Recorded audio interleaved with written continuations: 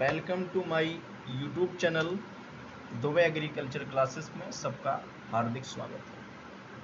आज मैं आपके लिए फंडामेंटल्स ऑफ ऑर्गेनिक फार्मिंग के ऐसे 40 प्रश्न लेकर आया हूं जो आपकी कल की परीक्षा में कुछ अच्छे तरीके से, बेहतर तरीके से आपको अच्छा परफॉर्मेंस कराने के लिए आपको तत्पर रखेंगे।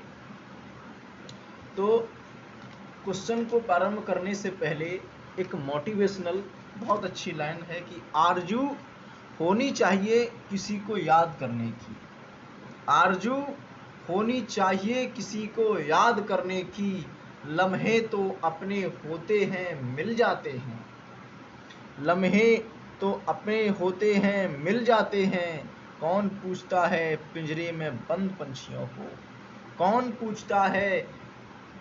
कौन पूछता है पिंजरे में बंद पंछियों को। याद वही आते हैं जो संघर्ष से उड़ जाते हैं। तो इसी लगन के साथ, इसी शक्ति के साथ, इसी ऐश्वर्य के साथ, इसी मान के साथ, इसी स्वाभिमान के साथ मैं आपके साथ में फिर से एक बार आया हूं, अभिनव कुमार दुबे, और आपके लिए 40 प्रश्न लेकर आया हूं जो आपके लिए, चाहे वो आपका कॉम्पिटिटिव एग्जाम हो, चाहे वो आपके सेमेस्टर सिस्टम की परीक्षा, सभी में आपको ये उपयोगी देंगे। तो पहला प्रश्न में प्रारंभ करता हूं। पहला प्रश्न इसमें है, अमोनियम सल्फेट में होता है, या अमोनियम सल्फेट का रासायनिक संगठन होता है। तो अमोनियम सल्फेट में, जिसको हम अमोनियम मतलब NH2SO4 भी कह सकते हैं, अमोनियम सल्फेट में होता है। तो अमोनियम सल्फेट में नाइट्रोजन होता है 20.6% और सल्फर होता है 24.2%। दूसरा प्रश्न बनता हमारा है कि सोडियम नाइट्रेट में N2 होता है, मतलब सोडियम नाइट्रेट में नाइट्रोजन होता है, तो सोडियम नाइट्रेट में 16% नाइट्रोजन पाया जाता है। इसके बाद तीसरा प्रश्न आता है कि पोटेशियम सल्फेट में पोटास होता है। पोटेशियम सल्फेट में पोटास होता है। तो पोटेशियम सल्फेट में पोटास की मात्रा होती है 48 से लेकर 52% तक। चौथा प्रश्न आपका बनता है कि पोटेशियम क्लोराइड में के की मात्रा पाई जाती है। के की मतलब पोटेशियम की मात्रा पाई जाती है पोटेशियम क्लोराइड में। तो पोटेशियम क्लोराइड में के की मात्रा पाई जाती है 60%। पांचवा प्रश्न हमारा बनता है कि यूरिया, अब सुनिए, यूरिया जो आया है, रासायनिक यौगिकों में सबसे पहले बनने वाला रासायनिक यौगिक था यूरिया, और जिसकी खोज, जिसका सर्वप्रथम संश्लेषण किसने किया था? बोहलर ने, फ्रेडरिक बोहलर ने सबसे पहले कार्बनिक यौगिक के साथ बनने वाले संश्लेषण को, जिसको यूरिया कहते हैं, सबसे पहले कार्बनिक संश्लेषण में यूरिया को ही बनाया गया था। तो यूरिया का जन्मदाता फ्रेडरिक बोहलर को कहा जाता है, या यूरिया का सबसे पहले रासायनिक संगठन के रूप में या कार्बनिक यौगिक के रूप में संश्लेषण उसने किया, वो किया था फ्रेडरिक बोहलर ने। तो इसमें प्रश्न है कि यूरिया NH2CONH2, ये इसका रासायनिक सूत्र होता है NH2CONH2। यूरिया में N2 होता है, तो यूरिया में N2 होता है 46.44%।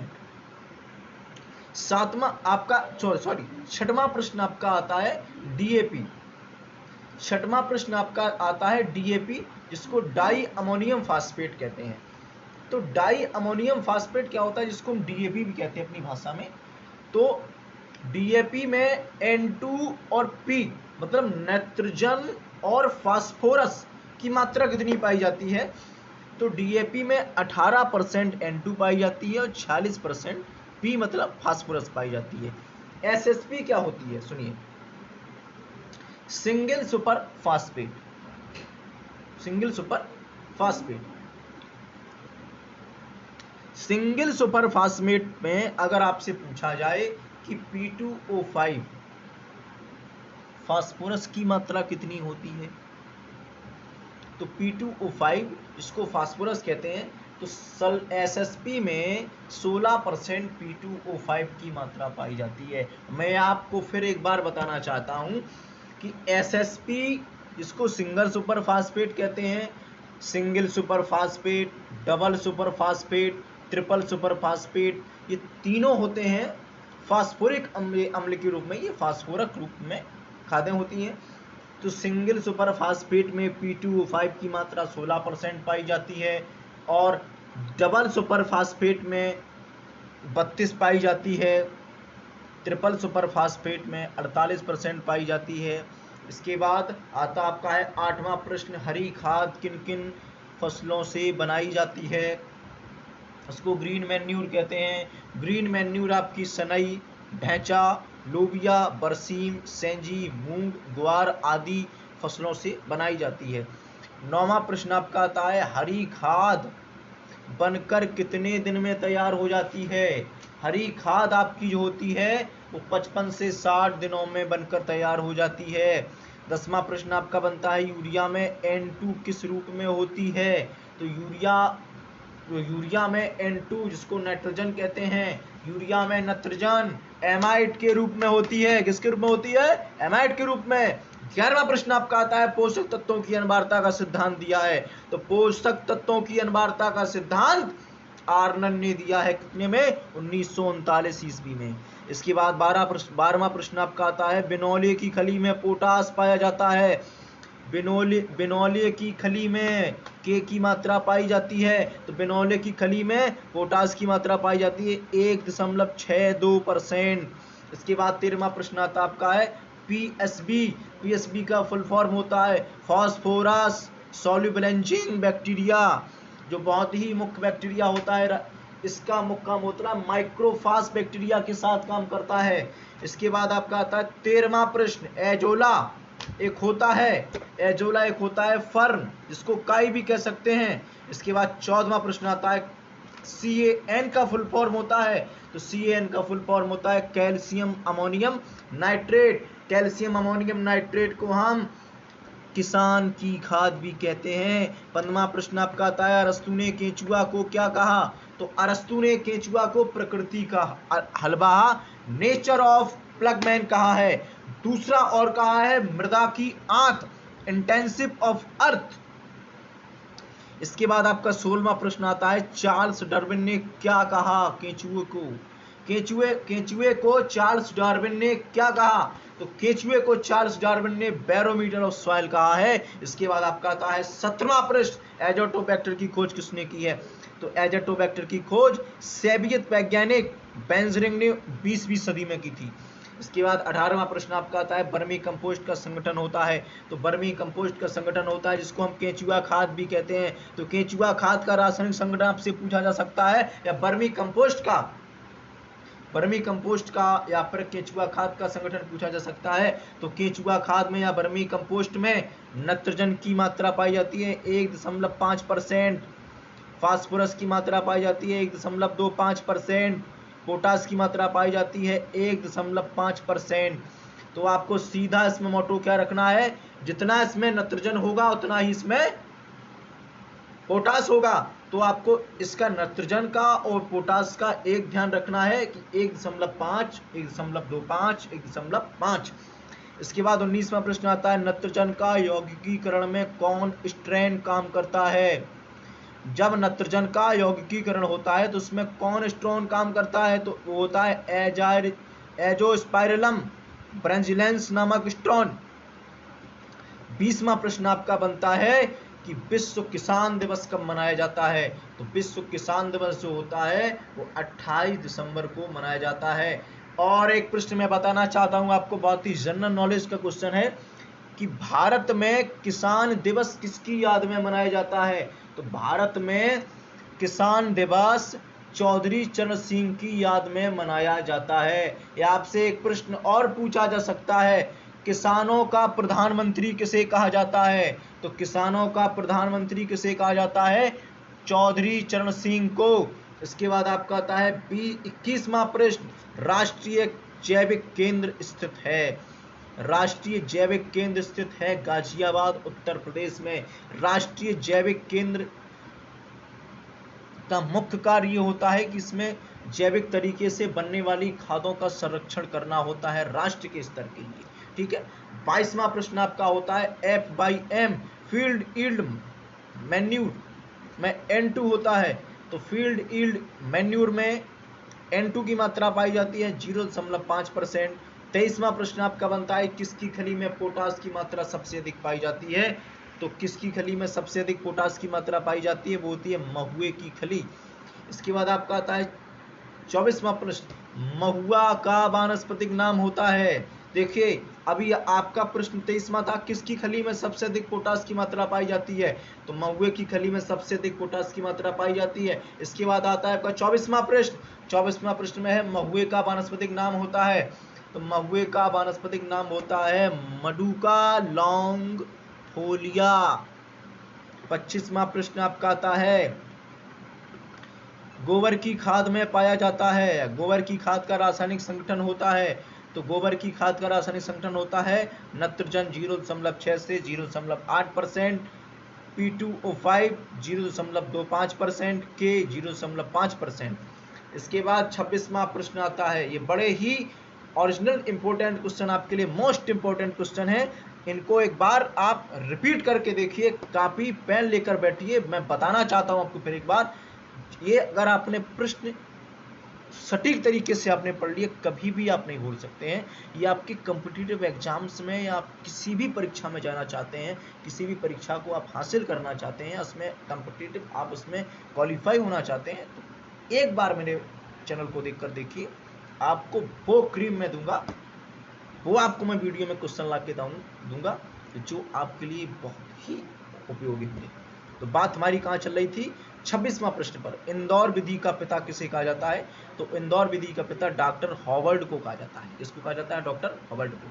27वां प्रश्न आता है गड्ढा विधि में गड्ढा का आकार रखा जाता है, गड्ढा विधि में गड्ढा का आकार रखा जाता है 4 × 3 × 1.5, लंबाई × चौड़ाई × ऊंचाई। ठीक है, इसके बाद आइए 28वां प्रश्न में बेंगलोर विधि को विकसित किया जाता है, तो बेंगलोर विधि को विकसित किया जाता है 28वां प्रश्न आपका है कि बेंगलोर विधि को किसने विकसित किया था, बेंगलोर विधि को किसने विकसित किया था, बेंगलोर विधि को विकसित किया था श्री एन आचार्य ने, और किस स्थान पर किया था, वो किया था Indian institute of science Bangalore में। 29वां प्रश्न आपका आता है एडको विधि को विकसित किया था, एडको विधि को विकसित किया था हर्चिसन एवं रिचर्डस ने 1921 ईस्वी में। 30वां प्रश्न आपका बनता है नाडे विधि को विकसित किया था, तो नाडे विधि को विकसित किया था श्री नारायण देवराव पंधारी पांडे, महाराष्ट्र में किया था। ठीक है,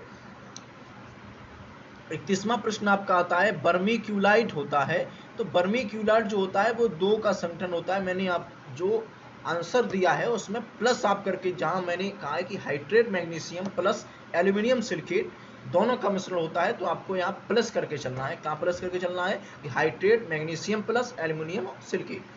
बर्मी क्लोराइड होता है, तो बर्मी क्लोराइड 2 का संगठन होता है, hydrate magnesium plus aluminium silicate का।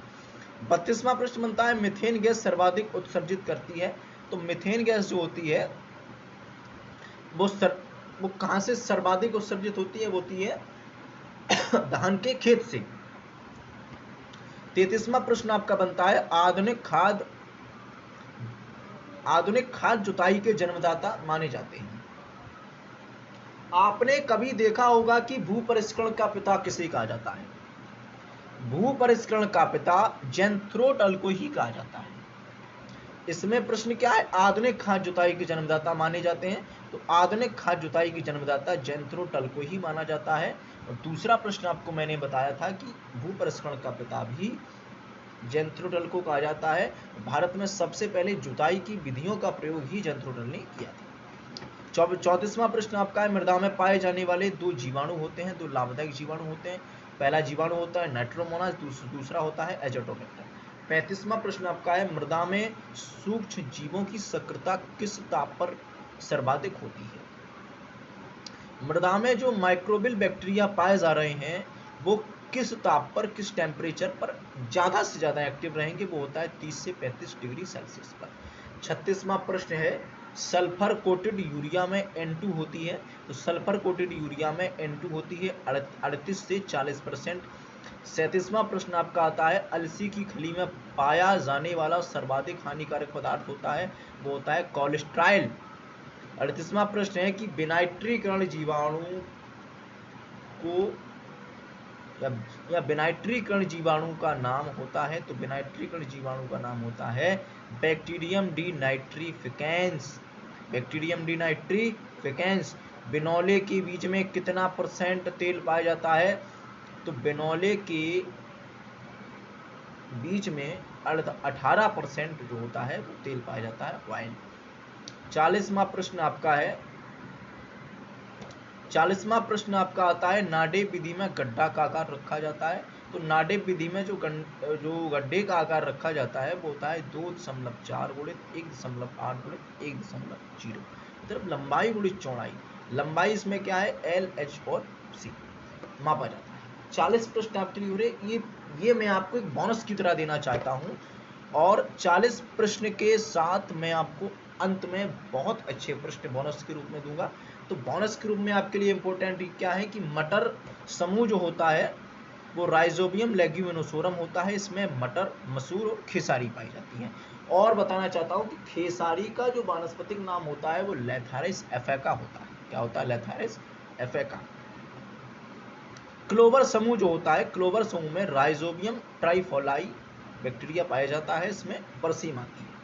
इसके बाद आता है लोबिया या सोयाबीन समूह। लोबिया सोयाबीन समूह में राइजोबियम जैपोनिकम नामक बैक्टीरिया पाया जाता है, जिसमें लोबिया, मूंगफली, चना और सोयाबीन पाया जाता है। लूसर्न समूह। लूसर्न समूह में राइजोबियम मिलीलोटाई बैक्टीरिया पाया जाता है, जो लूसर्न और रिस्का इसमें फसल होती है। ल्यूपिन समूह होता है, जिसको राइजोबियम ल्यूपिनी कहते हैं, तो इसमें ल्यूपिन फसल आती है। इसके बाद आता है सेम समूह। तो सेम समूह में आता है राइजोबियम फैजिओलाई, इसमें उर्द, मूंग, सेम और उड़द आती है। तो वीडियो अगर अच्छा लगा हो, लाइक, सब्सक्राइब और कमेंट में, अगर इसमें मेरे वीडियो में आपको कुछ भी डाउट लगता हो तो कमेंट में हमें बताने की कृपा करें। और आपके साथ फिर मैं एक बार सेकंड पार्ट लेकर आऊंगा बड़े ही जबरदस्त तरीके से, और उस जबरदस्त तरीके का नाम होगा गब्बर इज बैक।